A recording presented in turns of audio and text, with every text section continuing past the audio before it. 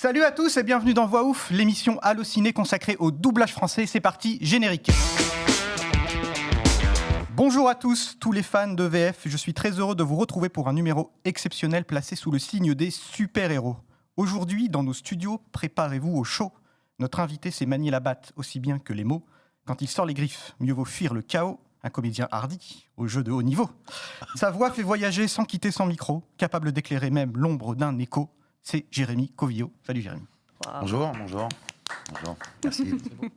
Magnifique présentation. Merci beaucoup. Quand on lui promet du sang et des larmes, elle est la première à fourbir ses armes.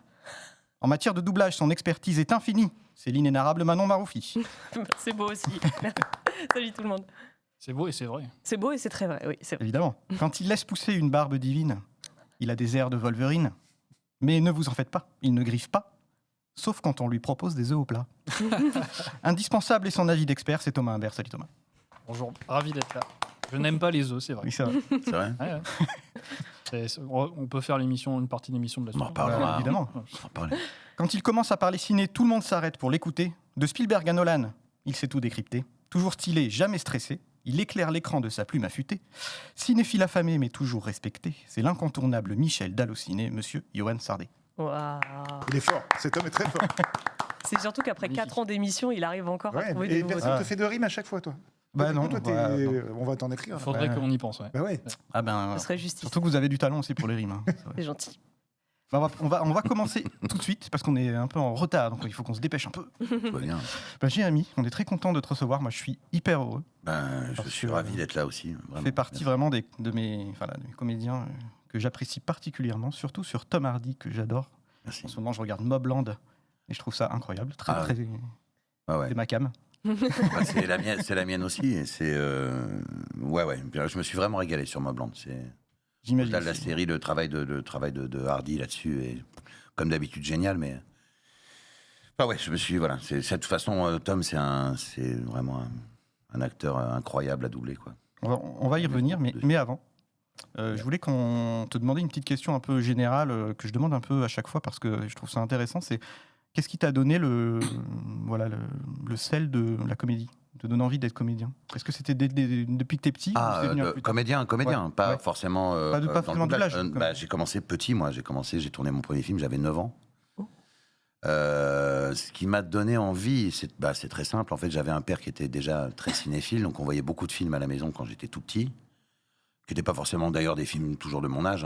Voilà, on se souciait pas trop de ça. Et mon papa faisait des affiches de films. Donc il a fait beaucoup, enfin sur une très longue période, les affiches pour Belmondo, pour René Château, etc., etc. Donc ça allait du film d'horreur au polar, etc. Mais Belmondo particulièrement, qui était mon idole à l'époque, évidemment, comme tous les gamins de mon époque. Et un jour, il m'a emmené sur le tournage du Professionnel. Je devais avoir 6 ans. Ah ouais. Moi, dès que je voyais un film avant ça, je voulais faire le même métier que le héros. C'est-à-dire que quand tu vois La Tour Infernale, tu veux être pompier comme Steve McQueen, en gros, voilà. Et je rencontre mon idole donc sur le tournage du Professionnel, j'ai passé la journée avec lui. C'était le jour où il tournait le duel entre Robert Hossein. Je t'avais dit que je serais toujours derrière toi, Rosen. Voilà. Moi, je suis là sur le plateau, je rencontre Jean-Paul et je comprends que son métier, en fait, c'est de jouer, quoi, tout simplement. Et lui, il le faisait en plus avec un bonheur et un plaisir, une simplicité. Et mon père me racontait, moi j'ai des flashs de ça, j'étais tout petit, donc, mais mon père me racontait qu'à un moment, je lui ai dit, mais en fait ton métier c'est de jouer comme moi et mes copains, quand je joue aux cow-boys et aux indiens, aux gendarmes et aux voleurs, tu t'amuses quoi. Il me fait, ouais, je m'amuse et le jour où je m'amuse plus, j'arrête. Et je me suis dit, mais attends, donc ce métier va te permettre de vivre 1000 vies, de faire tous les métiers du monde, de vivre à des époques différentes, de continuer à jouer toute ta vie. Et en plus, en toute légitimité, c'est un métier, les gens, a priori, ils te kiffent et tu gagnes ta vie avec ça. J'ai dit, mais c'est ça que je veux faire. Et tu deviens immortel. Et tu deviens immortel. Bon, ça, c'est un truc qui est arrivé plus tard. Mais effectivement, il y a un truc comme ça aussi. Moi, c'était pas tant pour la célébrité, c'était pour le fait de continuer à jouer toute ma vie. Et puis l'année d'après, mon père m'emmène voir. Donc je rentre le soir, je dis, je veux faire comme Jean-Paul, je veux être acteur. Je veux jouer toute ma vie. Et l'année d'après, mon père m'emmène voir Jacques Weber jouer Cyrano à Mogador, mise en scène par Savary. J'avais donc 7-8 ans. Et là, je dis, je veux faire ça aussi. Et c'est la preuve. Donc, j'ai tanné mes parents pour prendre des cours de théâtre quand j'avais 8-9 ans. On vivait en Normandie à l'époque. Ils m'inscrivent au conservatoire régional de Vernon. Et j'ai tanné ma prof de théâtre toute l'année pour jouer Cyrano. Elle me dit, t'es un peu jeune quand même, moi d'abord attaquer du Molière. Et puis j'ai réussi à l'usure, je l'ai eu. Et en fin d'année, on a monté Cyrano de Bergerac. Et j'ai joué Cyrano de Bergerac à 9 ans. Wow. Ouais, c'était fou. Toute mémoire. l'année, j'avais appris le texte. Moi, qu'est-ce que vous voulez jouer maintenant? Cyrano. À un moment, à la fin de l'année, elle me fait, bon, on va monter un spectacle. Oui, on va monter Cyrano. Bon, tu connais Cyrano? Vas-y, fais-moi la tirade des nez. Et je monte et je la fais. Elle fait, mais tu connais tout le texte? J'ai tout appris toute l'année, je peux faire Cyrano. Et donc voilà, et on a joué Cyrano. Et ce soir-là, donc au conservatoire, il y avait un réalisateur qui cherchait un gamin pour jouer dans un Maigret avec Jean Richard à l'époque. Il s'appelle Maigret l'enfant de cœur.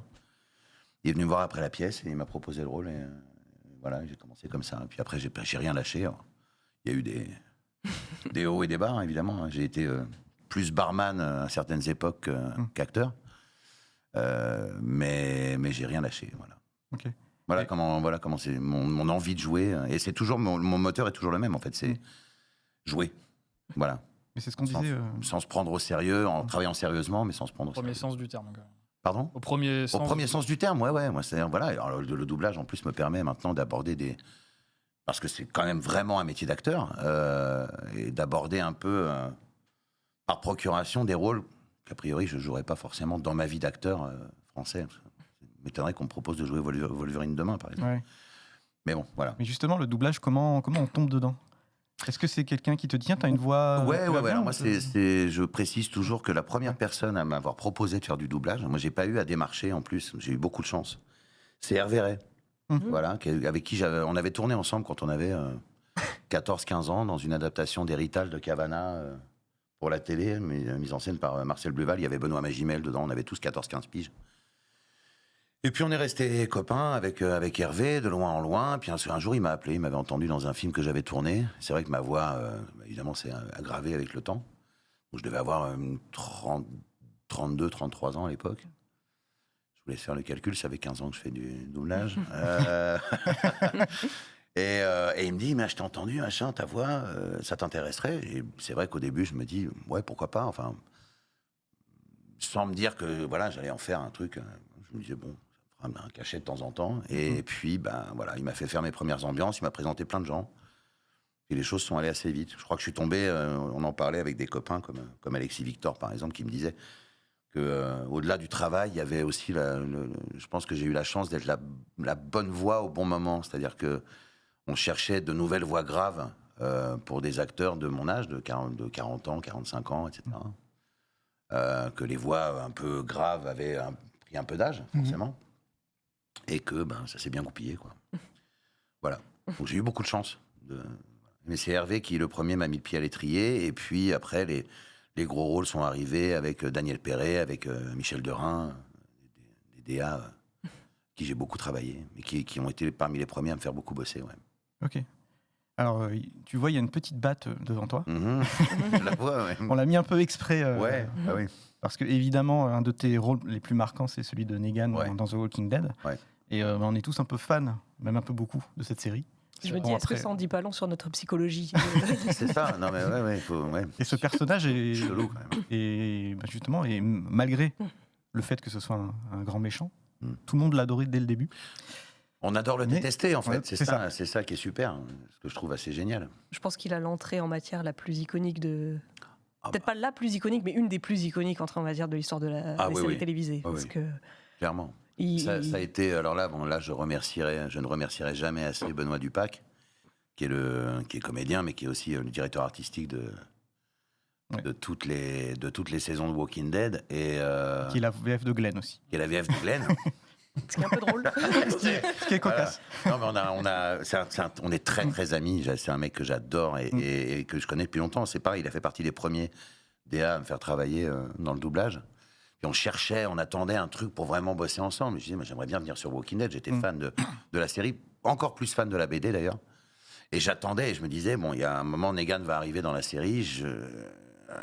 Voilà, vu la brute que c'était, et vu que je commençais déjà à être un peu habitué au rôle de méchant, et voilà, j'attendais. Et quand j'ai vu que c'était Jeffrey Dean Morgan qui le qu'il doublait, qui était annoncé. Vu que je l'avais déjà doublé sur 2 séries, The Extent et The Good Wife, et puis sur 2-3 films, j'appelle Benoît, je lui dis, mais... C'est moi. C'est maintenant, il y a un truc à faire. Et il me dit, attends, mais je savais pas que tu l'avais doublé. Il me dit, en fait, j'ai parlé de toi direct au client, en disant, moi, j'en vois qu'un, c'est Jérémy. Super, il y a eu des essais finalement. Il m'a. Voilà, j'ai pas été pris aux essais tout de suite, d'ailleurs. Oh. Ouais. Et ils disent que les clients disaient que j'étais trop méchant et trop lourd pour Negan. Je dis, mais ils savent pas de qui ils parlent, mais enfin. Vu que la BD avait de la. Moi, je savais où le mec allait. Ouais. Je dis, mais c'est un fou, je suis pas assez méchant. Mais bon. Et puis finalement, Benoît a pris les choses en main, s'est porté garant pour moi et a dit, voilà, moi je le fais si Jérémy le fait. Donc c'est vraiment un cadeau qu'il m'a fait et on n'a pas regretté. Ça a été... voilà. Il nous avait raconté l'histoire lui-même. C'est vrai, c'est exactement la même histoire. Bah, oui, non, vous êtes raccord. On est raccord, on m'étonne pas là-dessus. Et on avait pris une photo de lui avec cette fameuse batte de baseball, après à se faire... Voilà. En plus, je le massacre en arrivant, donc c'est un peu... Et il a pris sa revanche, c'est très drôle, mais il a pris sa revanche sur la série animée Invincible. Oui, c'est vrai. Il m'a appelé, il me dit, attends, mais c'est Jeffrey qui double machin, et là, c'est moi qui te tue. Ah bah bravo. Ok, allons-y. Voilà. Non, mais ça, c'est vraiment, moi, c'est un de mes personnages. C'est un acteur que j'adore déjà, Morgan, et c'est un personnage, iconique, emblématique. C'est un des plus grands méchants de l'histoire de la série télé. Oui. C'est un boucher, le mec. Puis il a une évolution au fil des saisons. Il se calme, il revient, moi, dans le spin-off, Dead City, où d'un seul coup, il reprend la batte et t'as le regard qui change. Tu dis, ah, ok, he's back. C'est jouissif. Non, mais c'est absolument jouissif. Je me régale. Et tu disais, pardon, mais t'avais lu le comic book avant, et du coup, tu projetais déjà la puissance de ce personnage. Je savais à peu près, même si dans l'adaptation, ils ont pris beaucoup de liberté avec la BD, je savais que le personnage était dingue. Donc j'attendais de savoir qui le jouerait. Ouais. Et je me disais que ce serait sur un personnage comme ça qu'on arriverait peut-être à se retrouver avec Benoît pour travailler. Donc en plus, quand je vois que c'est Jeffrey et que lui, Benoît, me dit, j'ai tout de suite pensé à toi. Voilà, tout s'est bien aligné et voilà, c'est un bonheur. Vraiment. Justement, Johan et Thomas, à l'époque, on faisait des lives Facebook pour débriefer Walking Dead. Je me souviens qu'à l'époque, c'était quelque chose. Le traumatisme du fameux épisode, c'était hallucinant. L'arrivée de Negan, le Amstramgram. C'était un niveau de violence que la télé n'avait jamais connu. C'est-à-dire qu'on avait même de Game of Thrones qui était quand même violent, mais n'était jamais allé jusque-là. Oui, mais là, c'est de la boucherie. C'est de la boucherie. Et on se disait, waouh, est-ce que ça va trop loin? Est-ce que c'est vachement bien? Enfin, on ne savait pas trop. Non, mais et c'est vrai que Morgan lui-même s'est fait détester par le public. Moi, je me rappelle, vous savez, quand il y a les épisodes où il filme les spectateurs. Oui. Les réactions quand il bute Glenn et Abraham, enfin Glenn, quoi, le personnage emblématique de la série. Et c'est reparti, il se bat avec l'œil qui sort et tout, la boucherie totale. Les gens hurlaient, il se faisait insulter dans la rue, Morgan. Hein. Et même moi, c'était limite. on m'aimait. C'est toi qui fais Negan. Et pour moi, le coup de génie, c'est. Alors, cet épisode-là, il est incroyable, mais celui d'avant, d'avoir eu l'intelligence de couper la série. Le final, la fin de saison et le début de saison. C'était complètement dingue. Et cet entre-deux, je crois que ça a duré 6-7 mois. On ne sait pas. De avril à septembre-octobre. Ouais, entre les deux saisons. Et je vous racontais tout à l'heure, mais j'étais allé au Comic-Con de New York à ce moment-là. Et l'affiche principale, c'était The Walking Dead. Il y avait tous les acteurs qui faisaient des tables rondes, et notamment Jeffrey Dean Morgan qui m'avait dédicacé la batte. Mais en fait, il y avait vraiment une sorte d'effervescence autour de... parce que eux avaient la réponse. Et c'était vraiment assez incroyable. C'est vrai que... non, tu dis qu'ils avaient la réponse, mais moi, j'avais longtemps entendu cette rumeur. Oui, c'est vrai. Ils avaient tourné la mort de chaque personne. Dans le montage, il y a des scènes pas de flashback, mais c'est Rick qui a un peu des hallucinations. Et en fait, il revoit chacun se faire tuer. Et la rumeur disait que chaque personnage avait été filmé mort pour justement que même eux ne puissent pas spoiler. Non, mais t'as peut-être raison. Un coup de Lucille. Voilà, en tout cas, je me souviens que pendant les tables rondes, il y avait lui et Norman Reedus, et l'un des deux, mais je crois que c'était Jeffrey Dean Morgan, qui, à un moment donné, il répondait aux questions nonchalamment et tout, et il sort un couteau à cran d'arrêt, et il se joue avec et tout. Pas très à l'aise. Mais très sympa. Et tu l'as rencontré? Non, pas encore. Parce qu'il est passé à... C'était quoi? C'était à Sérimania? Sérimania, il était là, oui. Cannes Série, Cannes Série, pardon. Ouais. Ah oui. Et j'avais mon copain Manu Payet qui était là-bas, qui était comme un fou parce qu'il est fan. Oui, il était sur le tapis rouge. Il faisait des vidéos, mais vraiment comme un fan, quoi. Très drôle. Et il est question qu'on se rencontre bientôt. Mais ce serait chouette. Voilà, j'adorerais. Voilà. On a été en contact, notamment par Instagram. Il a un compte perso, etc. Donc on s'est envoyé des messages. Donc il a entendu ma voix, il sait ce que... Voilà, il est plutôt content, apparemment. Et on attend l'occasion de se rencontrer. Vraiment. Ah, super. Ah ouais, j'adorerais. J'ai eu l'occasion d'en rencontrer quelques-uns, des acteurs que je double, notamment Tom Hardy. Je connais plutôt bien. Enfin, on s'est rencontrés à l'époque de Dark Knight Rises, mais on s'est revus plusieurs fois. Mais lui, j'aimerais beaucoup le rencontrer. On va reparler de Tom Hardy. Oui, j'imagine. Mais avant, on va passer une petite partie de l'émission pas piquer des hannetons. Trop de pression. Tu me regardes, c'est le quiz de Badon. Jingle quiz Badon. Tu veux jouer? Vas-y, dépêche-toi, pose-moi ta question. Stop, qui suis-je? Je suis un animateur de France 3, je suis déguisé en noir. Ça, connard. Négatif, je suis une mythe en pull-over. Et oui, mon petit quiz habituel, vous connaissez la chanson maintenant, mais pour Jérémy, je vais réexpliquer. J'ai choisi 5 rôles de ta voxographie, 5 questions sur ces 5 rôles. On va voir si tu connais bien tes personnages et leur univers. Et on va essayer de faire ça dans l'ordre, ou pas du tout. J'avais décidé de commencer par Venom. On va en reparler, t'as dit, de Tom Hardy, mais moi je vais commencer par là. Donc, ma première question concerne évidemment notre méchant Spider-Man préféré. Et c'est une question un peu ouverte, je pense que tout le monde peut y répondre. Voilà. Sache-le, la priorité te revient, mais si jamais tu sèches un petit peu... La priorité te revient, mais après on peut t'aider. Tu peux faire appel à un ami. Tu peux faire appel à un ami. C'est ça, Exactement. Ok. Et là, ma question concerne l'univers en général de Spider-Man, puisque Venom est considéré comme l'un des plus grands ennemis de Spider-Man, et qui fait partie d'une triade, ce qu'on appelle la triade des pires ennemis de Spider-Man, mais qui sont les 2 autres? C'est pas le plus grand ennemi, c'est l'un des 3, et qui sont les 2 autres à lui faire concurrence? Ouais, il y en a un qui me paraît évident. Et après, le deuxième. Alors, vas-y. Je laisse Jérémy. Non, mais alors, mais ils bossent pas ensemble. Non, ils ne bossent pas il y a le Green Goblin. Ce bouffon vert. Le bouffon vert, effectivement. L'un des 2. Et le troisième? Et le troisième, Spider-Man, Venom, Green Goblin. Il y a Sandman. Non, Octopus. Oui, voilà. Bien joué. Le bouffon vert et Dr Octopus, effectivement, voilà, les 2 grands méchants qui sont affiliés à la triade des pires ennemis aux côtés de Venom. Et autant j'adore le bouffon vert, il m'a traumatisée étant gamine, j'ai vu Spider-Man beaucoup trop jeune, mais je trouve que Venom a quand même beaucoup plus de classe que ces deux-là. Moi ce que je trouve un peu dommage dans ce qu'on a fait, dans la trilogie de Venom, c'est qu'on ne se soit pas vraiment croisés en fait. Ouais. On n'ait pas eu l'occasion de se... J'aurais adoré que le Spider-Man d'Andrew Garfield et mon Venom, enfin le Venom de Tom, se foutent sur la gueule, ce qui m'aurait permis en plus de retrouver mon copain Donald. Il y avait des projets là-dessus. Il y a eu des projets, il en a été question, mais je trouve effectivement dommage qu'il n'y ait pas eu un affrontement. Ça viendra peut-être, hein.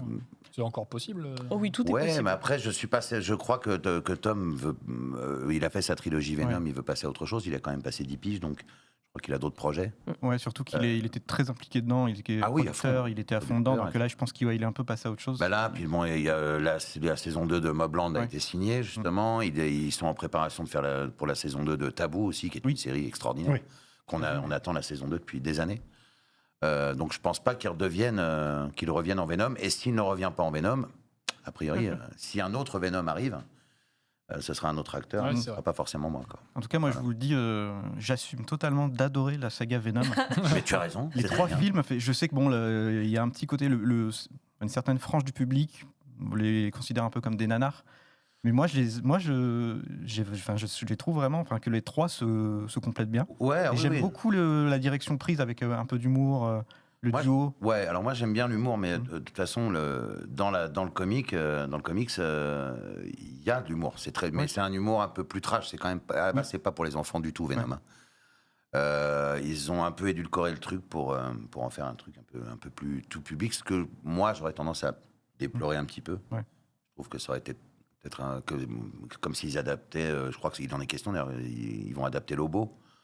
Lobo, c'est pareil, c'est quand même le mec est limite obsédé sexuel et c'est très trash. Donc Voilà, édulcoré à toute force, je suis pas toujours. Mais moi aussi, j'ai pris un plaisir fou à faire Venom, puis faire les deux voix en plus. Moi, je me suis bien amusé. Tu as l'air de bien maîtriser les comics. Ouais, oui, moi j'ai grandi avec ça. C'est mes deux passions d'enfance, c'est Star Wars et les comics. Donc, enfin Marvel et DC aussi, mais DC un peu moins. Moi, je suis très Batman évidemment et Superman gamin, mais non, le Marvel, oui, je suis assez. J'ai un mur de comics à la maison. Ouais. Ok, en tout cas, Venom, moi j'adore. Eh bien, c'est bien. Ça fait Ils plaisir. sont pas tous, je les mettrai pas tous au même niveau, mais Oui, moi je passe non. toujours un bon moment, franchement. Oui, bien sûr. Le voilà. premier est vraiment. Le premier est bien. super, ouais. Vraiment. Ouais. Et le troisième était sympa aussi. Ouais. C'est le deuxième qui est un peu en dessous. Le deuxième est un peu en dessous. D'accord. On enchaîne était sur un Non, quiz, il n'y a les aucun garçons. souci, excusez-moi. je vous en prie, débattez. Moi, c'est pas mon univers, donc ça me fait toujours plaisir d'entendre des gens en parler. Je me dis que je devrais m'y mettre un jour, je le ferai. Mais on continue sur les super-héros avec évidemment Hugh Jackman, notre dernier Wolverine en date, dans Deadpool et Wolverine, que j'ai adoré. Voilà, je crois qu'on n'est pas tous à avoir aimé le film, mais moi. Deadpool et Wolverine. Ouais.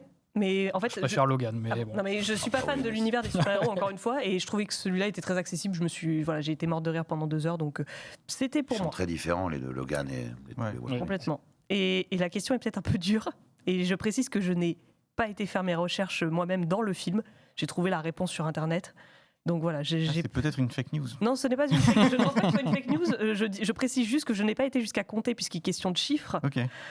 combien de Wolverine différents apparaissent Oh là dans le là. film. Ah oui, Dans non, le j'ai dernier cru que tu allais Oui. dire de Deadpool, ouais, parce que les Deadpool. Dans le Deadpool et Wolverine. Ah, les variants de Les Wolverine, variants de au Wolverine. début du film, là. Ah ouais. Je dirais 7 ou 8. Ouais, moi. c'est chaud. Hein. Alors c'est bien, c'est entre 7 et 8, effectivement. Donc je c'est l'un dirais ou 8. l'autre. 8 8. C'est effectivement 8. Wow. Ah bah, voilà, deuxième point. Incroyable. Je vais pas tous Bravo. vous les lister, mais effectivement. Et Dont heureusement. un interprété par Henry Cavill. Ouais, voilà. Oui. Exactement. Donc c'est ce qui était quand même très classe. Nous, on Oui, l'a ça, entendu il dans est le très, ciné. il est très très bien Wolverine. Ouais. C'est même lui le meilleur du film d'ailleurs. Effectivement, 8 Wolverine et oui, beaucoup de variants, des vieux, des petits. D'ailleurs, j'ai choisi cette Ouais, photo bah, pour celui-là. l'illustrer. Je ne voyais pas d'autres photos j'avais pour bien illustrer rigolé. les variants de Wolverine parce que celui-ci Oui, il est plus était fidèle quand même- aux comics, du coup. Oui, parce que Wolverine n'est pas grand. Hein. Ah, bah, voilà. Logan, Vous me Logan l'apprenez. est plutôt est assez trapu, mais pas à ce point-là quand même. Ouais, et sur un film qui a été aussi attendu, parce qu'il y a eu voilà, des tonnes, des fois de vrais leaks, de faux leaks, et tout ça sur les réseaux sociaux. Quand toi tu doubles, vous avez juste la bouche ou vous avez vu des images Non, alors, en fait, ça a été un peu compliqué. Les premiers trailers qu'on a doublés avec Pierre Tissier qui double Deadpool, pardon. Effectivement, on n'avait que les bouches. Que les bouches, ouais, c'est ça. Que les bouches, ou alors vraiment, que les bouches avec des trucs floutés. Enfin, bon, là, c'est quand même très, très, très, très compliqué. Ah, surtout qu'on signe quand même des clauses de confidentialité, enfin des trucs épais comme Engage ça. ta maison, ta Non, famille. mais c'est ça. À un moment, c'est voilà bon. Tu n'as pas le droit de décrire la forme de la bouche que Mais t'as même pas rien. Tu n'es même pas censé dire que tu es au studio et où tu es. Bon, ça, à la limite, je peux comprendre parce qu'il y a des mecs qui peuvent attendre ou machin. Bon. Mais il est évident que nous, quand on signe des trucs, on va pas aller s'amuser à raconter. Ah, alors j'ai machin. Enfin, même si on a très envie parfois. On est quand même très content de voir les trucs 2-3 mois avant. Après, pour ce qui a été du film, déjà, il y a un truc qui a été super, c'est que Dorothée Pousseau, qui a fait la DA du film, a demandé à ce que Pierre et moi on enregistre ensemble. Ah, très c'est bien. ça. Et quand même, ça, c'est cadeau parce que ça se fait quasiment plus maintenant pour des questions de dispo, de confidentialité aussi et de planning. Enfin, voilà. Donc c'était très compliqué. Elle a demandé à ce qu'on enregistre ensemble. C'est quand même un vrai buddy movie. Donc même si techniquement on pouvait pas être ensemble tout le temps, on était dans le même studio, on faisait une répète ensemble, on s'entendait nous répondre. Donc à l'un ou l'autre. Donc ça nous a vraiment aidé. Et on a pu voir le film avant quand même. Ouais. On est allé chez Disney, dans un bureau. Les chargés de production du film nous ont montré le film. Tous les deux, bon, en VO non sous-titré. Alors, j'ai la chance de parler anglais, ce qui n'est pas forcément... Enfin, Pierre ne parle pas un aussi bon anglais. Donc, je lui traduisais les trucs. Il y a des vannes, évidemment, intraduisibles. Enfin, mais au moins, on a vu le truc. Et après, on a bossé sur une copie qui était floutée par endroits, etc. Mais on n'avait pas que les bouches, quoi. On arrivait quand même à avoir une vue d'ensemble du film et pouvoir travailler correctement. Mais c'est vrai qu'au début, on s'est dit, si on double le film comme ça, ça va être compliqué. Voilà. Ok. On enchaîne avec un autre super-héros, sinon c'est pas drôle. Hein. Jamais 203, Benedict Cumberbatch, Doctor Strange, évidemment. Grand acteur aussi que j'adore. Et la question est, de quelle organisation de l'univers Marvel Doctor Strange était-il membre par le passé ? Et je peux vous donner des propositions si ça ne vous vient pas tout de Oui, suite. je veux bien. Est-ce que c'était le Shield? Est-ce que c'était l'Hydra? Est-ce que c'était les Illuminati? Ou est-ce que c'était l'Empire secret? J'hésite entre les Illuminati et l'Empire secret.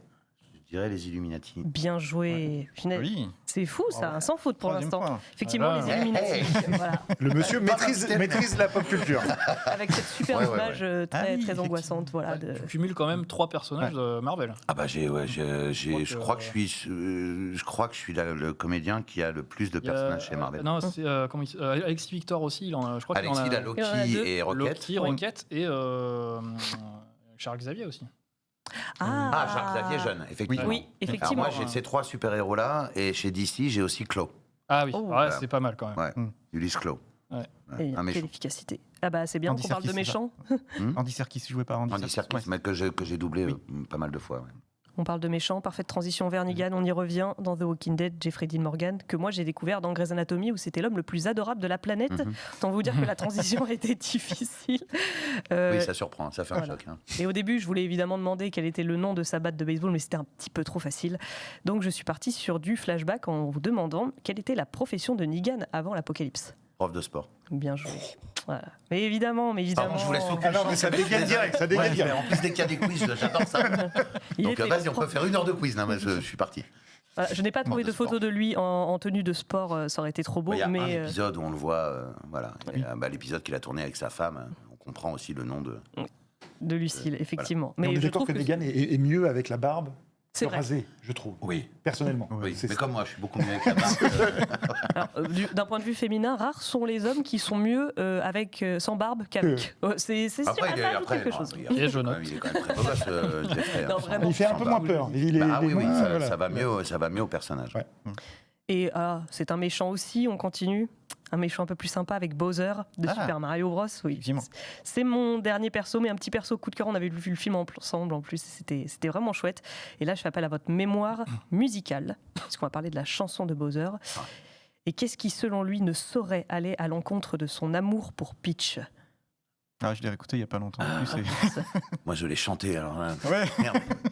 Faut essayer de Quelque le chose. C'est les coupas, les machins, Les je C'est- sais pas c'est- quoi. les numères, les trucs. Oui, Mario, Luigi et... Oui, les coupas, les je sais pas quoi. Dans la chanson. D'accord. Il chante, Attention. oui, c'est ça. Il Oui. dit machin. Nanana, nanana, ne sauront aller contre mon amour. Et il y a C'est plusieurs, Mario, Luigi et les coupas. Mario, Luigi, Donkey Kong Donkey Kong. et précisément un millier de soldats Koopas Un milieu. ne peuvent rien contre mon amour. Ah, mais on Allez, valide, on valide je quand même. On l'accorde. valide J'étais validé. pas loin, j'étais pas loin. Évidemment pas que loin. je Et l'accorde, je la chante pas tous les jours non plus. mais je me suis dit, quelle Sous la déclaration douche, tous les d'amour. matins. Qu'est-ce qui vaut Sous la douche et voilà. encore. hein, c'est- Est-ce qu'il y a déjà eu du 5 sur 5 Alors c'est très C'est rare. peut-être le Ah, premier 5 Je sur 5. pense qu'on a beaucoup Ça, aidé c'est les rare, 5 ouais. sur 5, donc vraiment bravo. Je suis ravi. Je pense Merci qu'on peut beaucoup. Merci. applaudir. Merci. Bonsoir et bonne fin de journée. Est-ce que tes enfants ils te demandent de rechanter un peu la chanson, de refaire Bowser ou Non, comment non, ça aussi, ça les fait marrer, mais évidemment. Ça les fait rire, mais je les ai assez saoulés avec ça. Donc, non, c'est. Mais de temps en temps, oui. Oui, parce que ce qui est cool, c'est Oui, que oui. je te vois sur les réseaux, tu es très cinéphile et tu t'emmènes tes enfants voir les films et tout. Et Ah oui. je trouve ça très touchant et très sympa. Ben oui, ouais. c'est mon truc. Moi, j'emmène mes enfants au cinéma, pas voir que les films que je double. C'est ce que j'allais dire, parce que c'est que les films dans lesquels Non, tu non, doubles. non, non. Bah, disons que les films que je double, les Marvel, j'ai toujours emmené mon fils. On les a tous vus ensemble, quasiment, et au cinéma. Parfois en 4DX, bon, au bout d'un moment, moi, j'ai 50 piges, donc le dos, là, ça va, tu vois. L'impression de t'être fait bastonner pendant 2 heures hein, quand tu sors de là. Mais moi, j'emmène mes enfants au cinéma le plus souvent. Dès qu'il y a un film à voir, là, ce qui est cool, c'est que mon fils qui a bientôt 15 ans, là, on commence à pouvoir aller voir des trucs un peu plus... Voilà, et même à la maison. Enfin, depuis qu'ils sont mômes, je leur ai montré tout mon cinéma, tous mes popcorn movies. Et ils se sont fait les Star Wars, et les Indiana Jones, et les Retours vers le futur, les Ghostbusters, les Goonies, et j'en passe. Ça, c'est un bon papa. Avec mon fils, on s'est fait les Armes Fatales, on s'est fait les Die Hard. Oui, et l'autre jour, il me dit, tiens, j'aimerais bien me refaire la trilogie, les Armes Fatales. Je dis, mais quand tu veux, bien sûr. C'est là qu'on sait qu'on a réussi notre éducation, quoi. Voilà. Et là, on va attaquer des trucs. On a commencé à attaquer avec mon fils des trucs un peu plus costaud, quoi. Toi aussi, Johan, t'essayes un peu avec tes enfants. Oui, tout à fait. Tout à fait. Ouais, non, mais c'est vrai que il y a eu des grands films évidemment avant dans toute l'histoire du cinéma, mais cette décennie 80, il y a quand même des espèces de pépites qui sont restées 40 ans après, qui ont marqué la pop culture et même la culture en général. Parlant de L'Arme Fatale, tu passes à Robocop, à des trucs comme ça, Bien sûr. qui ont vraiment du sens encore aujourd'hui, quoi. Oui, et puis avec le cinéma, je trouve que les mômes, quand tu leur montres ce genre de film, de cette décennie-là, 80, 90, ils comprennent d'où vient le cinéma aujourd'hui. C'est-à-dire, voilà, je trouve qu'il y a vraiment les racines de tout un cinéma d'action aujourd'hui, de grand public, etc., de science-fiction, etc., qui trouvent leurs racines dans ce cinéma-là. Donc il y a une espèce de logique, ils comprennent un truc, quoi. Exactement. J'ai essayé des trucs plus anciens. C'est pas foufou, mais par exemple, un jour, je me suis fait le premier Alien avec mon fils, et j'ai enchaîné sur Les Dents de la Mer. Et ce qui est génial, il avait je sais pas, 11-12 ans à l'époque, parce qu'il est un peu jeune, mais bon, il voulait voir un truc qui faisait peur. Et il me dit, mais en fait, c'est la même chose. C'est le même film. Parce qu'en fait, ce qui est génial avec ces films-là, c'est pas des films d'horreur, c'est des films d'angoisse. Parce qu'on voit pas le monstre. Ouais, exactement. Il a tout compris. Et j'étais là, genre, fierté. Non, mais vraiment, parce qu'il a compris le sens du truc. Il dit, c'est encore plus flippant quand tu... Il me dit, c'est bien parce qu'en fait, on la voit pas, donc c'est suggéré. Déjà, il me sort des mots comme ça.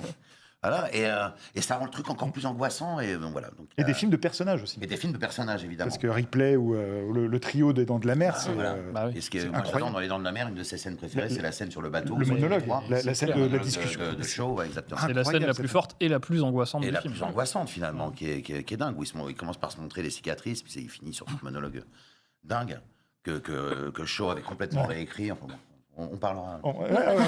Je vois qu'on a les choses à dire. Non, voilà, j'essaie de montrer le plus possible. De toute façon, les enfants, si je peux, je les emmène à des expos, au théâtre. Je suis allé voir Cyrano avec Édouard Baird l'autre jour avec Lucien, avec mon fils. Il l'a étudié en plus au collège. Donc, c'est bien de les nourrir. Voilà. Et tu parlais J'ai été très nourri à ça, gamin. Donc. Et tu parlais de monologue, et ça tombe bien parce que c'est une bonne transition vers la dernière partie de l'émission, qui est un quiz sur les répliques, qui s'appelle la Darbox. Jingle, Darbox. Ton nom c'est quoi, piéton? Qui es-tu? Dis-moi plutôt qui tu es. Et c'est reparti pour la Darbox. Qu'est-ce que la Darbox? Qu'est-ce que la quoi? La Darbox, inventée en hommage à Richard Darbois avec ces deux personnes ici présentes. On avait reçu Richard Darbois il y a plusieurs années, donc 2018. 2018, donc il y a 7 ans. On lui avait fait piocher des répliques de sa voxographie. Et il fallait qu'il reconnaisse dans quel film ou série c'est. D'accord. J'ai fait pareil avec Tu toi. aimes bien les quiz, paraît-il. J'adore ça. Et ben, c'est reparti, super, alors. moi j'adore, mais on est encore là pour 3 heures, les gars. Voilà. Il y a 10 On va faire l'émission la plus longue de l'histoire. Il y a 10 répliques, mais je vais aller vite. Non, mais tout va bien. Et tu vas les jouer surtout. Bon, évidemment, tu as la priorité pour répondre et tu peux faire appel à tes amis. Donc je dois trouver quel personnage, quel film, mais bon, si tu as le personnage, tu auras le film ou la série. D'accord. A-t-il vraiment besoin de nous? Je suis pas. Peut-être pas. Je suis sûr, mais tu sais que c'est vrai j'en ai fait pas mal finalement. Et parfois on parle de trucs, j'ai fait ça moi. Voilà. Donc bon. On le Il y aura des choses qui sont pas surprenantes, d'autres peut-être un peu plus pointues. On va voir. Alors c'est parti. Petit cochon, gentil petit cochon, laissez-moi entrer. Petit cochon, laissez-moi entrer. C'est Negan. J'avais tout un monologue. Mais... Ah bah pardon, vas-y, fais-le. Non, le but c'est de la répéter très vite aussi. Il faut que je la... Oui, c'est ça. Oui. D'accord. Alors, j'enchaîne. Non, je voulais juste préciser un truc, parce qu'on l'a pas dit tout à l'heure. Tu manies la batte, vocalement, mais dans Negan, et on n'a pas dit que récemment, les gens t'ont vu manier le bâton dans Monte Cristo. Ah oui, c'est vrai. Monte Cristo, ouais, tout à fait. Pète les genoux de Pierre Ninet. Encore un personnage très sympathique. Voilà. Parce que les gens peuvent se dire, mais je connais ce monsieur et je connais cette voix. Voilà. C'est le monsieur qui pétait les genoux de Monte Cristo. C'est le monsieur qui casse le genou de Pierre Ninet. Ouais, c'est ça. Voilà, J'espère que c'est en premier sur le CV parce que c'est quand même. C'est un peu la classe. C'est un peu la classe quand même. Voilà, j'ai pété les genoux de Pierre Ninet. Mais oui, voilà. Un secret de Secret Story. Oui, ça c'était une petite parenthèse, mais ça c'est une grande fierté. J'ai un petit rôle, j'ai une petite apparition dans le film, une petite participation, mais c'est finalement un rôle assez marquant puisque je suis le premier enfoiré du film, à vraiment lui faire mal. Et non, j'étais très très heureux et très touché de le faire, déjà parce que c'est un film magnifique, mais surtout parce que c'est un bouquin qui est un de mes livres de chevet depuis gamin, que j'ai dû lire 4 fois, je crois. Et voilà, donc c'est une histoire dingue, c'est un truc qui m'a accompagné toute ma vie. Donc le fait de faire partie de cette aventure au cinéma, c'était un vrai cadeau. Et d'avoir ta propre Lucille, quoi. Et d'avoir ma propre Lucille, ma matraque ferrée. Voilà. Alors, deuxième réplique. Nouvelle règle, c'est moi qui parle. Tu fermes ta gueule, tu la fermes. Laisse-moi penser 2 secondes. Il faut qu'on joigne. Bip. Je bip les mots qui sont trop faciles. C'est bien ça ? C'est bien ça ? Tu hoches la tête, gros con. C'est bien ça. Il faut trouver ce dont parlait ce pauvre gamin de Johnny avant que tu le fasses massacrer. Il y a une chance qu'il connaisse la sortie. Ah, bah c'est Wolverine, non ? Deadpool et Wolverine, oui. Exactement. J'ai eu un doute un 2 moment. points. Exactement. 2 points. Je pense que le perfect est possible. Le perfect sur les 2 quiz, ce serait beau. Ça serait magnifique. Ce serait une première, je pense. Un beau précédent. Tout comme tu as offert à Bip des pouvoirs de ta dimension, j'ai apporté un petit pouvoir de la mienne. Ceci. Ce temps est le mien. Un instant qui se répétera à tout jamais. Doctor Strange, dans le premier Strange, avec quand il vient voir... si t'as le nom du méchant Dormammu. En plus, alors. Dormammu. Alors c'est 1,5 point du coup. Dormammu, je suis venu négocier. Et là, l'usure, Très très bonne scène. Et je fais la voix de Dormammu également. Ah, c'est vrai ? Oui, parce que c'est Cumberbatch qui faisait la voix de Dormammu, qui est d'accord. mort. Mais je fais les 2 voix. Ah bah alors là, anecdote qu'on ignorait. Enfin, moi, voilà. en tout cas. Ok. Ça sert à quelque chose d'être venu. On en apprend des choses. Ensuite, assis, pianote avec moi. Cet humain, est-ce qu'on sait d'où il vient ? Là. Bah oui, bien sûr. Bowser. Oh là là. Viens ici. D'ailleurs, tu étais censé venir nous voir la dernière fois avec tous tes amis du casting. Bah oui, voilà, j'étais pas là malheureusement. C'était le premier rendez-vous Ouais, manqué, mais rattrapé. C'est un film qui a quand même particulièrement soudé voix ouf, je trouve. Oui, Marie. C'est vrai. C'est le premier qu'on est allé voir tous les 3. Et c'est la première émission spéciale qu'on a faite. Ah, Quand même, mais merci pour ça. Ouais. C'est un beau film en plus. Bah, ça fait plaisir. Oui, c'est un très beau film. Un super film. Ensuite, eh bien, voleur, je te sens. Je t'entends respirer. Eh bien, voleur, je te sens. Je t'entends respirer. Incroyable. Smog. Ouais. Voilà, mais Smog. c'est dingue. Et là aussi, je te remercie. Bah oui, mais là, c'est tellement... C'est pareil, c'est emblématique. Grand fan de Tolkien que je suis, merci pour cette scène qui est la meilleure de la trilogie du Hobbit. Ah oui, Vraiment. Vraiment. Tu parles de la scène ? De la scène, Ah, ouais, alors, évidemment, le Seigneur des Anneaux, pour moi, je le mets au-dessus, mais... Ouais, mais cette j'aime beaucoup la scène-là, trilogie du Hobbit quand même. J'aime bien aussi. Et le cette Hobbit, c'est scène-là- pareil. Je fais un petit parallèle, mais c'est comme ce que je vous disais avec Monte Cristo. Le Hobbit, c'est un des premiers bouquins que j'ai lu gamin. Ah bah oui. J'ai appris à lire avec L'île au trésor. Mon père m'a appris parce qu'à cette époque-là, je suis pas trop allé à l'école. On voyageait beaucoup. Et on a vécu notamment pas mal de temps sur un voilier. Et donc, mes parents me faisaient l'école. Et j'ai appris à lire et à écrire avec L'île au trésor de Stevenson. Et un de mes 2e, 3e bouquins, donc je devais avoir 7-8 ans, c'était Le Hobbit, un Bilbo. Waouh. Et quand on m'a dit que... Enfin, j'ai passé des essais, mais quand on m'a dit que j'avais le rôle pour interpréter Smaug, là, tu boucles une boucle, quoi. Ouais. Et voilà, et puis le boulot de Cumberbatch est absolument dingue sur le film, parce que j'avais vu les vidéos où lui a fait la motion capture. Donc Oui, il est c'est vraiment... vrai. Il est comme ça, un truc, c'est incroyable. Par contre, quand tu arrives en studio et que tu dois y aller, c'est un peu... Voilà. Et on l'a vu là, il y a tout un travail sur les S. Oui. Sur les, Ouais, voilà, sur bah, la- ce qu'il faisait en anglais, Ouais, il avait des sifflantes un peu partout. Donc avec ma copine Déa qui a fait la Déa du Hobbit, ça va me revenir, pardon, je suis désolé. On a cherché des choses justement, voilà, et on a décidé de bosser sur les S. Je te sens. Et double rôle, comme avec Dormammu, parce qu'il fait le nécromancien aussi, si je me trompe pas dans ce film. Alors Parce que là, Benedict Cumberbatch faisait le nécromancien et Smaug. Alors le nécromancien, il parle 2 fois, je crois. oui, mais- c'est possible. Ouais, oui, c'est alors, ça, mais ouais, voilà, c'est ça, ça. c'est intéressant. Ouais, Par exemple, c'est un donc- truc que j'ai donc dû zapper, Sauron. tu vois. Parce que Oui, oui. les conventions, Voilà. Mais oui, Quand même. effectivement. Tu vois, j'avais zappé ça. J'étais resté Ah ouais, j'avais oublié aussi. sur Smaug. Alors, Donc on est bon là pour l'instant. pour l'instant, c'est Bah, imperfect. c'est Hein. perfect, Et donc, on en est à la moitié pile. D'accord. Je n'ai pas voulu cette guerre. Ah, maintenant, je vais te donner de moins en moins d'indices. Je peux continuer, bien sûr, mais... Les singes ne veulent Mais pas putain. la guerre. Ok, C'est ça. ok. C'est ça. T'as essayé de... t'as Ouais, provoqué j'ai un essayé. peu, Attends, et en fait, Ça, ça a pas c'est marché. un des personnages les plus incroyables récemment Ah bah, dans la je pop suis bien culture d'accord avec récente. toi. Et C'est surpuissant. pareil. C'est Andy Serkis, donc en anglais. Et ouais, vraiment. Et ouais, bah alors là, Pour me la péter un tout petit peu, j'ai assisté au tournage de cette scène. C'est vrai? Ouais. Oh, J'ai eu la chance d'être invité sur le plateau du film et c'était une de mes plus belles expériences. À Vancouver, j'imagine, ouais. À Vancouver, dans une forêt Sur- paumée. Sur quoi? Sur le deuxième, le troisième? Le troisième. Le troisième, ah C'est ouais. la scène Ouais, la bataille du début, quoi. Bah ouais. Donc nous, on n'a pas vu grand-chose. On était sous une tente, mais il y avait Andy Serkis qui est venu nous voir en pyjama, Bah oui, en motion capture. En tenue, ouais. Et je l'ai interviewé par la suite et il m'avait dit, enfin, je crois qu'il nous l'avait dit ce jour-là, mais César, pour lui, c'est le personnage le plus exigeant et le plus Imagine. difficile qu'il ait eu à faire de sa carrière.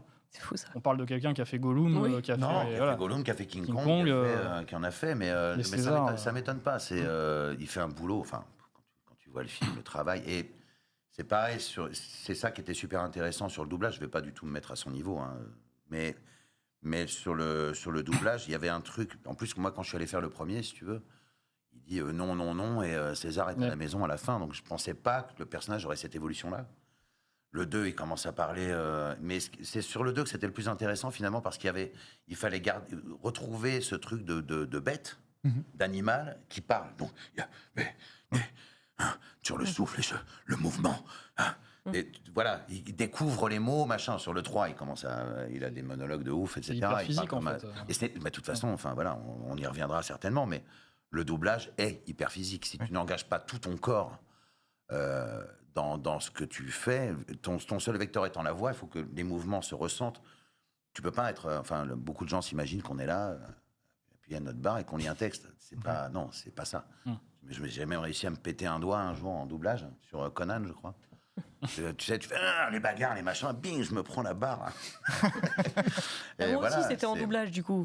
C'était en doublage aussi, voilà, c'est ça. C'est un rôle, ça doit il y a être un du Negan. il y a un engagement physique, et surtout sur ces personnages-là, où j'étais... voilà, il fallait le vivre. Sur le tournage, il y avait Terry Notary, il nous avait un petit peu formé au genre comment il fallait marcher comme un singe et parler comme un singe. Et s'oublier en tant qu'humain, c'est ça qui est le plus dur. C'est vachement dur. Ouais, tu l'avais rencontré aussi. Mais c'est des gens passionnants et d'arriver à oublier ton humanité pour retrouver autre chose. Et presque retrouver quelque chose en fait. Oui, c'est ça. Oublier l'humanité pour finalement la retrouver comme quelque chose de nouveau. C'est un boulot dingue qu'ils font. Et bon, tout se fait d'ailleurs. Si vous n'avez pas vu la trilogie de la planète des singes, c'est un des rares, je suis désolé, mais un des rares spin-off suite qui est à la hauteur, voire supérieur aux originaux, que j'adore aussi. De toute façon, les originaux, pour moi, dans les originaux, il y a vraiment le premier qui est un chef-d'œuvre. Après, c'est pas trop regardable. Moi, j'ai grandi avec. Moi aussi, j'ai grandi avec, si tu veux. Moi, je me rappelle de soirées, la planète des singes, moi, ça me faisait à moitié flipper. En plus. Ah ouais, c'est flippant. Il y avait un truc un peu bizarre quand même. Mais le premier est un chef-d'œuvre. Les suites, bon, voilà. Aujourd'hui, c'est comme tu dis, difficilement regardable. je me ferai pas une soirée complète. Cette trilogie-là, ce spin-off, oui, égal et voire surpasse le truc. C'est dément. Il en reste 4 petites répliques. Et il nous reste 10 petites minutes. Oula, on va tenter. Alors, je vais arrêter de digresser à chaque fois. Alors, un peu. Peut-être se demande-t-il quelle logique il y a à tirer sur quelqu'un avant de jeter. Je n'ai même pas fini la phrase. Je n'ai même pas fini la phrase. Non, mais c'est incroyable. C'est sa toute première. Maybe thinking. Il faut quand même digresser quand même 2 minutes là-dessus, parce que c'est ta première rencontre avec Tom Hardy, avec un personnage de Tom Hardy. Alors, ce n'est pas la première. La première, mais le film est sorti après. La première, c'était sur Des hommes sans loi. Ah oui, d'accord, ok. Que j'avais, voilà. En fait, c'est donc Daniel Perret qui faisait la DA. L'année d'avant, j'avais fait le remake de Conan avec Jason Momoa, et les mecs, donc elle fait tous les films de Metropolitan. Les mecs de Metropolitan ont rappelé Daniel en disant, pour le personnage de Tom Hardy dans le film, on voudrait le gars qui a fait Conan l'année dernière, parce qu'il a une voix rauque, et puis surtout il se fait à moitié égorger, donc à la fin. Donc je fais ça, et à la fin de ça, j'apprends qu'il cherche un acteur pour doubler Tom Hardy dans Dark Knight Rises. Moi, étant un dingue de Batman, je connais le personnage par cœur. Nightfall avec Bane, je l'avais lu, je l'avais à la maison, machin. Je me dis, il y a un truc à faire. Et voilà, et j'ai appelé Michel Derain, que je ne connaissais pas, qui m'a fait passer les essais. C'est Nolan qui valide. Hein, oui, c'est vrai, voilà, tout à fait. comme certains réalisateurs comme Spielberg ou Scorsese. Et bah voilà, ça a marché. Donc c'est la deuxième fois que je double Tom Hardy, mais le film est sorti avant Des hommes sans loi. Et comment tu as travaillé parce que on se souvient, on a tous essayé d'imiter Bane, c'est le your punishment must be Mais en fait, lui, c'était alors moi j'ai pas fait la même chose en fait. Le truc c'est que il s'inspirait de la façon de parler d'un rugbyman gallois. Ok. Exactement. And I was talking like that, you know. Et le problème, c'est que même aux États-Unis, il y avait des fans qui avaient dit on dirait Yoda, on dirait un Muppet. On ne comprend pas tout ce qu'il dit. Moi, j'écoute le truc. Bon, je suis fan, voilà. Mais à le faire en français, j'aurais parlé comme ça tout le temps, monsieur Wayne. Et c'était chelou. Donc, j'ai fini par avoir limite une. Enfin, pas limite, mais on a discuté par Skype avec Nolan. Je disais, moi, si je fais ça en français, ça va être ridicule un peu. Il faut faire attention. Alors, j'ai fait des essais où il fallait respecter exactement ce qu'il faisait. Puis, je lui ai proposé ma version qui était un peu plus vadorienne, on va dire. Mais avec toujours des envolées, et Monsieur Wayne. Voilà. Donc, le gold time est à vous. Voilà, des trucs, voilà. Et puis, il a validé ça. Et ça a été un boulot. J'ai passé 3 jours tout seul en studio. Et à la fin du 3e jour, j'avais rendez-vous. Je sortais du studio, j'avais rendez-vous avec des potes. Et d'un seul coup, plus de voix. J'ai tenu jusqu'au bout. Et quand c'était terminé. Plus de voix pendant 2 jours. Ça a été, mais c'est pareil, c'était un engagement. Mais tu l'as pas fait en parlant dans une bouteille ou dans une. Non, il a été question à un moment que j'enregistre avec le vrai masque, prêté par Nolan. Finalement, ça s'est pas fait. Bon, ça m'étonne pas. Mais j'avais, je crois, c'est Manu Mertens, qui est un immense ingénieur du son, avec qui j'ai beaucoup travaillé, avec qui j'ai fait notamment tous les films avec Michel Dorin, qui est un mec que j'adore, il m'avait posé, je crois, 4 ou 5 micros. J'avais un devant moi, un sur le front, un ici, un là, pour choper tous les trucs. Et lui, après, vrillait le truc métallique. Et après, il y a un mix qui se fait par la post-prod de Nolan. Mais ça a été un boulot. Voilà. Mais oui, donne envie de revoir le film. On essaie de le faire dans des bouteilles, dans des trucs. Mais ça passe en effet après, quoi. Et petite anecdote très rapide, la scène de l'avion dont on parlait, c'est la scène, je crois, dont Nolan est le plus fier de sa carrière. C'est ce qu'il disait dans une interview il n'y a pas très longtemps, effectivement. Et effectivement, elle est dingue. Elle est dingue. Alors je suis à 7. T'es à 7 sur 10. Ouais, okay. Ouais, allez, c'est déjà très honorable. Alors, celle-là, je pense que ça ira. Je te laisse 2 minutes. Ce parasite, tu crois qu'il est capable de te faire des trucs du genre grimper en haut d'un arbre hyper haut, mais genre super vite? C'est Venom. C'est Venom, oui, c'est d'accord. Non, mais voilà, c'est facile. Fallait le mettre. Oui, c'est facile. Ah ouais, mais et 2 petites dernières, un peu plus. Bon, on va voir. 500 ans au royaume des esprits. Ça vous forge un bonhomme. Je me suis emparé de ceci, de bip, de tous les maîtres que j'y ai croisés. 500 ans au royaume des esprits. Et bientôt, je disposerai aussi de tes pouvoirs. Le général Kai dans Kung Fu Panda. Wow. Oui, tout à fait. Le méchant de Kung Fu Panda 3. J'ai vu Johan s'illuminer aussi parce que je sais que t'es très fan de ce méchant. Non, oui, bien sûr. Oui. Joli. Le général Kai. Pas du tout. Et oui. Le plus grand guerrier de toute la Chine. Tu m'as fait un petit peu peur pendant. Je me suis dit, le perfect. Ça va. Allez, il m'en reste une. Allez, c'est pas plus simple. C'est la dernière, évidemment, c'est un peu plus hors série. Oh, surtout pas. Monterrier, mes règles. Alors, attachez-vous. Soyez les bienvenus dans Monterrier. Le lapin de Pâques dans les 5 légendes. Mais quelle merveille ce film. Et c'est donc la première fois que j'ai doublé que tu doublais Hugh Jackman. Je suis pas un kangourou, je suis un lapin. Excellent film d'animation. Si vous n'avez pas vu ce film d'animation, c'est une merveille. Magnifique. Boris très Rélingé méconnu. qui joue un méchant. C'est très très beau. C'est vraiment génial. Mais c'est un perfect sur tous les bravo. points. Honnêtement, on l'a jamais eu. 100% sur les 2 quiz, je crois que c'est jamais arrivé. Jamais. Je propose que ça devienne le plateau Covillo. Oui. D'ailleurs, JC was here. Ce sera la Darkovio maintenant. La Darkovio. Bravo. On va l'appeler la Darko. Et je voulais justement garder un peu de temps en fin d'émission parce que l'année dernière, il y a une anecdote que j'ai trouvée assez cocasse et extrêmement intéressante et aussi j'avais envie que tu nous la racontes ici parce que tu nous l'as raconté chez Donald Renew dans son émission Stream VF. C'est ta rencontre avec Steven Spielberg. Ah oui, mais c'est par rapport aux 5 légendes justement. D'accord. Et j'ai trouvé cette anecdote assez folle parce que je te laisse nous la raconter. Oui, c'est absolument dingue. Même moi, en la racontant, j'ai du mal à réaliser encore le truc. Et je comprendrais parfaitement qu'on ne me croit pas, mais c'est pourtant vrai. En fait, j'étais venu enregistrer le trailer des 5 légendes. C'était en été, puisque le film devait sortir à Noël, on devait l'enregistrer en novembre à peu près. Et on me dit, viens tard, parce qu'on sera en duplex avec les mecs de DreamWorks à Los Angeles. Bon. Et donc, je ne vais pas faire la même erreur que j'ai faite dans l'émission de Donald. C'est Guillermo del Toro qui a réalisé le film, et non pas Benicio. Un con, je me suis planté. Voilà, je me suis excusé sur les réseaux, d'ailleurs. Donc, Guillermo del Toro, on est là, machin, il y a un écran, on est en Skype. Ils sont là, il est 9h du mat à Los Angeles. Ils sont dans le bureau. Guillermo del Toro, je suis déjà un peu impressionné quand même. Voilà. Et je vois le trailer, on discute 2 minutes. Bon, ok, vas-y, on t'écoute. Et juste avant que j'attaque, les mecs disent, ah bah attends, il y a Steven, viens voir. Là, je me dis, Steven. Et il y a Steven Spielberg, qui est là, qui est dans l'écran.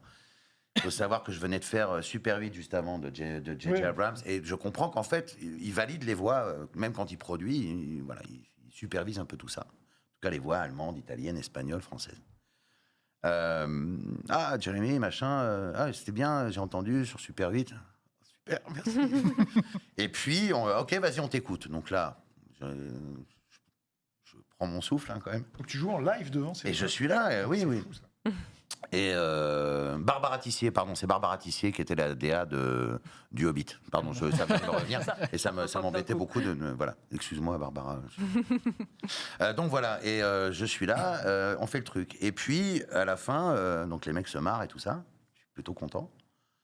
Très impressionné. Et Steven dit, vous enregistrez quand le film? Je dis, c'est pour Noël, donc je pense novembre. Il fait, je serai à Paris, je serai en tournée promo pour Cheval de guerre. Je crois que c'était Cheval de guerre. Ouais, c'est ça.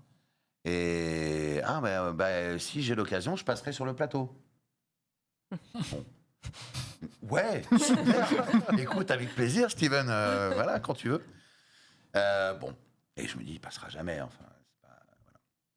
Et à la fin, il me dit, well, Jeremy, I love your voice and I love your work. And j'ai fait, Steven, I just love you. C'est quand même un des mecs qui m'a fait aimer le cinéma à travers tout. Enfin, je veux dire, on est cinéphiles. Voilà, bon. Le temps passe, j'arrive pour mon premier jour en studio, je suis tout seul, donc on est au mois de novembre à peu près. Et puis à la pause déjeuner, il y a la standardiste qui vient me voir en disant, il y a quelqu'un qui t'attend à l'accueil. Bon, je vais voir, et c'était lui. Oh là là. Il est venu, il m'a dit, voilà, j'ai 2 heures pour déjeuner, je t'avais promis. Donc voilà, on est allé déjeuner au petit bistrot à côté des studios chez Titrafilm. Petit bistrot qui n'existe plus malheureusement.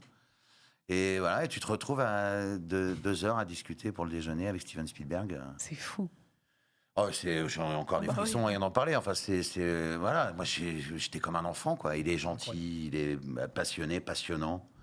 Il a les yeux qui brillent. Il est exactement, c'est ce que je disais dans l'émission de Donald, il est exactement comme tu espères qu'il est, quoi. Pas déçu par son idole. Ah non, jamais. Et humble, quoi. Et humble, et puis passionnant. Enfin, il a une réflexion sur les acteurs, sur sa façon de travailler. T'as qu'une envie, c'est de bosser avec lui. Enfin, je lui ai dit, si jamais t'as besoin d'un petit français un jour, surtout n'hésite pas. Bon, il m'a jamais rappelé. Pas un coup de fil, pas une carte postale, rien du tout.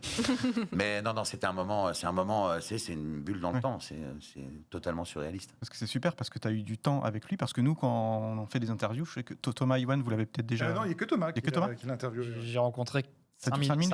Ouais. Mais alors je me livre un peu. C'est la seule interview de ma carrière où je suis ressorti avec la les larmes aux yeux, oui. Sincèrement, là, c'était plus fort que moi. Je comprends. Et puis en plus, voilà, je pense que t'as été comme moi. T'étais pas déçu par le bonhomme. Mais il est adorable. Il est adorable. Il est disponible. Enfin, 5 minutes. On est arrivé dans le resto. Il me dit, bon, tu veux qu'on parle de quoi? Si on pouvait parler cinéma, ce serait pas mal. J'ai 2-3 questions à te poser. Il me fait, vas-y. Donc j'ai appris plein de trucs en plus. C'est ce que vous avez parlé de quoi pendant 2 heures? C'est une question. Parlé de Cinoche, j'ai dit, si tu veux, il m'a retracé tout son parcours. C'est-à-dire qu'en fait, il m'a fait Fabelmans en live. En vrai. Et puis après, les anecdotes sur Jaws, quel était le surnom qu'il donnait au requin dans Jaws sur le tournage. Bruce. Pourquoi? Avocat. C'était le directeur de production. C'était directeur de production. Ah oui, moi aussi, voilà. Je crois il me semble que c'était le directeur de prod. Bon, voilà. Mais ça, moi, je ne le savais pas à ce moment-là. Okay. Il me dit, il dit, ouais, Bruce. Je dis, mais Bruce. Qui est ce Bruce donc? Qui est ce Bruce? C'est le requin. Ah bon? Et pourquoi? Machin. Tu vois plein de choses comme ça. Des trucs que je savais déjà, que j'avais vu dans des making-of, le Harrison Ford qui s'agrafe le chapeau sur la tête parce qu'il passait son temps à s'envoler à cheval. Et il dit tout ça est vrai, Harrison Ford qui a la tourista, donc il devait y avoir le truc avec le sabre, et finalement, bref, je suis fatigué, bim. Voilà, mais et puis c'était surtout sa passion du cinéma et son amitié avec Kurosawa, enfin voilà, des choses. Bon, c'était un moment fabuleux, quoi, fabuleux. Ouais, et c'est grâce au doublage quand même que j'ai eu des rencontres comme ça hallucinantes. Tu nous mets des étoiles dans les yeux, là, quand même. Bah, je le disais aussi, tu vois, donc voilà. Non, c'est beau, c'est pour ça que je voulais justement terminer l'émission sur cette belle anecdote. Ouais, c'est un des plus beaux moments de ma vie professionnelle, on va dire. J'ai eu la chance de faire de très belles rencontres. Ouais. J'ai tourné en Angleterre, j'ai tourné quelques trucs. J'ai tourné avec Tom Hiddleston, justement, qui joue Loki, dans l'adaptation d'Henri V de Shakespeare, réalisée par Sam Mendes, où je fais le Chevalier de Montjoie. Donc tu joues Shakespeare en anglais avec toute la Royal Shakespeare Company, des mecs comme ça. J'ai tourné avec Michael Caine, Jeremy Irons. J'ai eu l'occasion de rencontrer Pardon, j'ai l'impression de me vanter à mort. C'est la passion qui parle, vraiment. Ouais. J'ai eu l'occasion de faire des rencontres fabuleuses dans ce métier. Et c'est aussi un métier dingue pour ça, quoi. Non, mais tu rencontres des gens mais tu rencontres aussi des gens qui sont un peu comme toi. Enfin, on a le même... le moteur, c'est le même. Ouais. Jeremy Irons, c'est lui, il s'amuse, il joue. C'est... et quand on se trouve comme ça, face à face, on dit « Ah, super !» Je me suis fait un copain, on va s'amuser. Donc on travaille très sérieusement sans se prendre au sérieux et c'est magnifique, quoi. Il faudrait qu'on fasse une deuxième émission sur d'autres anecdotes. Je reviens quand vous voulez, moi c'est un plaisir. Parce que là, j'ai pas envie d'arrêter, moi. Les gars, j'ai encore un peu de temps. Mais bon. Non, c'est un plaisir, vraiment. Il faut qu'on aille faire un peu de redoublage, pour tout vous dire. Ouais. On va s'amuser. Donc vraiment, merci Jérémy. C'est vraiment c'est moi qui vous remercie, c'est un plaisir. C'était vraiment captivant, intéressant et un vrai plaisir. Moi, je suis vraiment très content de t'avoir reçu sur cette émission. C'est très gentil. Merci Yoann. Plaisir, vraiment très belle rencontre. Je t'écoutais avec les étoiles dans les yeux aussi. On en reparlera. On a des choses à se dire. On se dira des trucs. Thomas Manon. Merci beaucoup. Toujours un plaisir. Merci. On a attendu longtemps de te rencontrer, mais ça valait le coup. Exactement. Je suis ravi, je suis flatté. Merci beaucoup, c'est très gentil.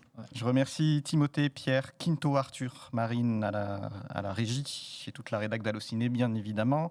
Un petit dédicace à Marine de la rédac qui adore Tom Hardy et qui me rionnait parce que je lui ai dit qu'on avait la VF de Tom Hardy et elle est très VO.